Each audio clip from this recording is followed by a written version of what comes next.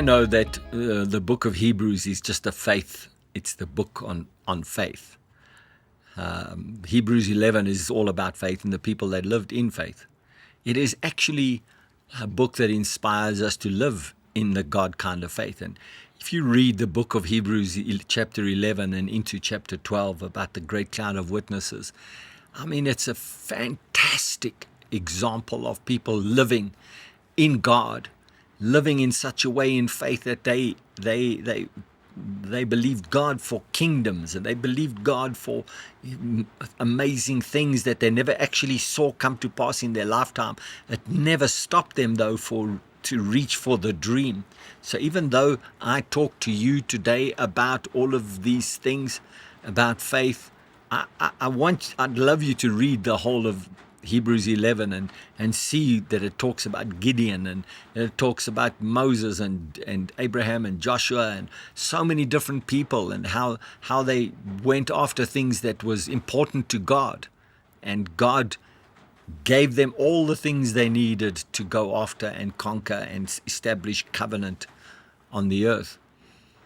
And if I read it again for you in the Passion Translation, Hebrews 11 verse 3 says, "Faith empowers us to see that the universe was created and beautifully coordinated by the power of God's words.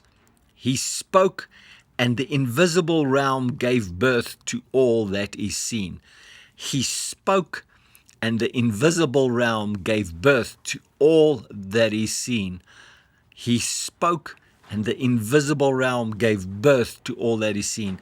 In other words, his speaking took things that was, you couldn't see it, invisible, and his words literally out of the unseen world brought it into the seen world. Words did that. That should tell you that the power of your dream should be in your words. And again, I want to say, God, he spoke universes into being, but the universe that he created was so that he could establish man. He could create man. Why did he put the earth together? Why did he separate the waters from the earth, and the light and the dark, and all of the things that he put in the earth? Why did he do that? He wasn't just looking for a biological project to see what he could do. He was looking for a home. He was looking for a place that the being that he wanted to create that looked just like him, man, he was looking for a place where man could exist, a being that was like him, that had the power of him, that had the glory of him, that could rule like him, that would govern as he governed, that would be the exact image of him on earth as it is in heaven. He was looking to that. I'm over elaborating this a little bit just to say to you that even though God wants us to have houses and cars and transportation, the success of our faith shouldn't be the material possessions of that's what we spend our life going after. Bigger homes, bigger cars, bigger this, bigger that, more of this, more secure that. Our walk of life should be in God. And the more the walk of our life is in God, as we live in God, he will give us words. He will give us images that come from the very heart of God, will come and explode in us. And as these things explode in us, we speak words.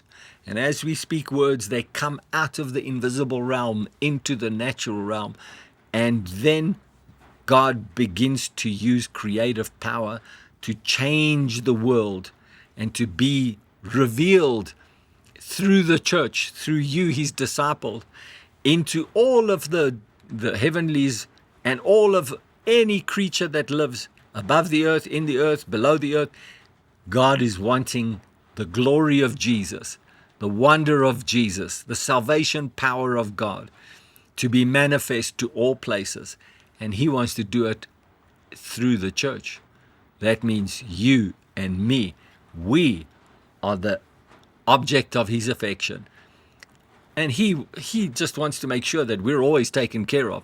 So let's dream bigger than cars and houses. Let's dream the will of God. Let's dream what God's desire is to have on the earth. When we do that, we can bring things out of the invisible realm and bring them into the natural realm, just the way God wanted to do this. Thank you for joining me.